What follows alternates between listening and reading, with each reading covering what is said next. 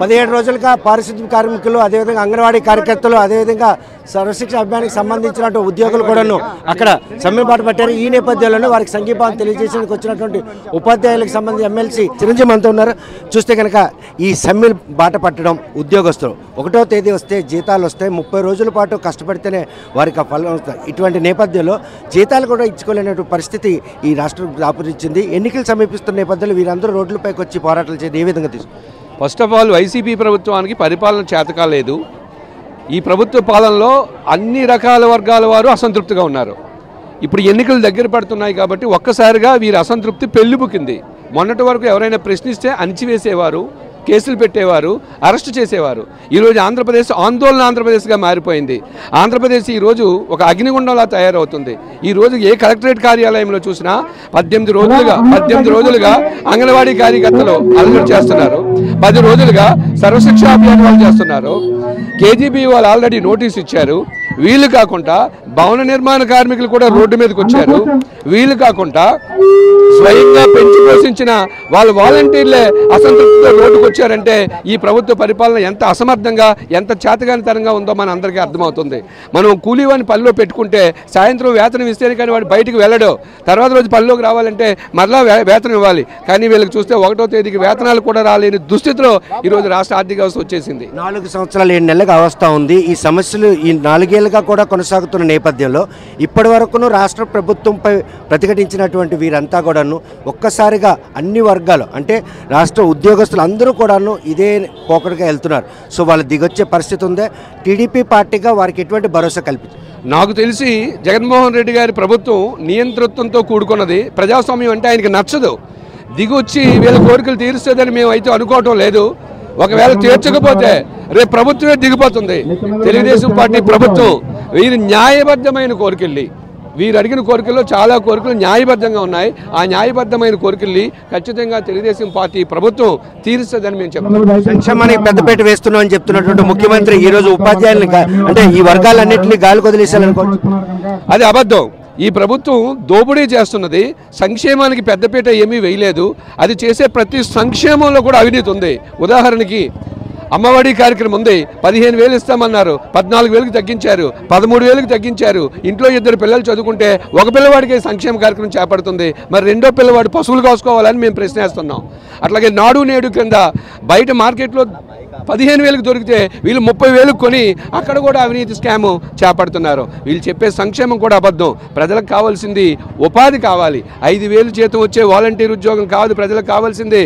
5 లక్షల రూపాయలు పర్మనెంట్ జీతం కావాలని చెప్పి ప్రజలు ఆలోచిస్తున్నారు. ప్రజలకు సంక్షేమంతో పాటు అభివృద్ధి కావాలి. ఆ రెండింటిని అందించేది తెలుగుదేశం పార్టీ ప్రభుత్వం. సమ్మెకు సంఘీభావం తెలిపడానికి వచ్చారు. వారు చేస్తున్నటువంటి న్యాయపరమైనటువంటి సమ్మె అదేవిధంగా పోరాటం కావచ్చు. మీ ప్రభుత్వం తరపు నుండి ఇటువంటి ఈ సమస్యల పరిష్కారానికి ఈ హామీ ఇస్తా ఉన్నటువంటి ఒక భరోసాన్ని కల్పించే మేము ఎప్పుడూ ఈ స్థాయికి తెచ్చుకోము. సపోజ్ 10 రోజుల నుంచి వీళ్ళు పోరాటం చేస్తున్నారు. వాళ్ళ మాటలు వింటుంటే బాధ అనిపిస్తుంది. మేము పోరాటం చేస్తున్నామని వాళ్ళ దృష్టి కూడా వెళ్ళటం లేదండి. వాళ్ళు అసలు మమ్మల్ని పట్టింపు చేసుకోవట్లేదు. చర్చలకు కూడా మమ్మల్ని పిలవలేదని అంటున్నారు. చంద్రబాబు నాయుడు గారి ప్రభుత్వం, తెలుగుదేశం పార్టీ ప్రభుత్వం ప్రజాస్వామ్యబద్ధమైన ప్రభుత్వం. ఎవరైనా సమ్మె నోటీస్ ఇస్తే నాయకులు పిలిచి ఏంటమ్మా మీ సమస్య ఏంటని చెప్పి ముందుగానే మేము పరిష్కరించుకుంటాం. రోడ్డుకు తీసుకునే స్థాయికి తెలుగుదేశం పార్టీ ప్రభుత్వం ఎప్పుడు తీసుకురాదు. అంగన్వాడీతో చర్చలు నిర్వహించినట్టుగా దఫదఫాలు నిర్వహించి అవి ఫెయిల్ అవుతూనే వస్తున్నాయి. మరి వీళ్ళు కూడా చర్చలు పిలిస్తే అవి ఫెయిల్ అయ్యే పరిస్థితి ఉంది. జీతాలు కూడా ఇచ్చుకోలేని పరిస్థితి. అసలు అంగన్వాడీ తేల్చి చెప్పేశారు మేమైతే జీతాలు పెంచే పరిస్థితి లేదని చెప్పి. కేంద్ర ప్రభుత్వం రాష్ట్ర ప్రభుత్వం సౌజన్యంతో నడుస్తున్నటువంటి ఇటువంటి ఏవైతే ఉన్నాయో వాటి సమస్యల పరిష్కారంలో కేంద్ర ప్రభుత్వం నెట్టేసే విధంగా రాష్ట్ర ప్రభుత్వం వ్యవహరిస్తుందా? అంగన్వాడీల సమస్య చూస్తే జగన్మోహన్ రెడ్డి గారు ప్రతిపక్ష నాయకుడిగా ఉన్నప్పుడు రేపు నేను అధికారంలోకి వస్తే తెలంగాణ కంటే 1,000 రూపాయలు ఎక్స్ట్రాగా ఇస్తామన్నారు. ఎంత ఇస్తున్నారు ఇప్పుడు? వాళ్ళకి 11,500 రూపాయలు ఇస్తున్నారు. అందులో తెలుగుదేశం పార్టీ ప్రభుత్వం 4,000 ఉంటే 150% పెంచి 10,500కి తెలుగుదేశం పార్టీ ప్రభుత్వం పెంచింది. జగన్మోహన్ రెడ్డి గారు వచ్చి 1,000 రూపాయలు పెంచారు, 11,500.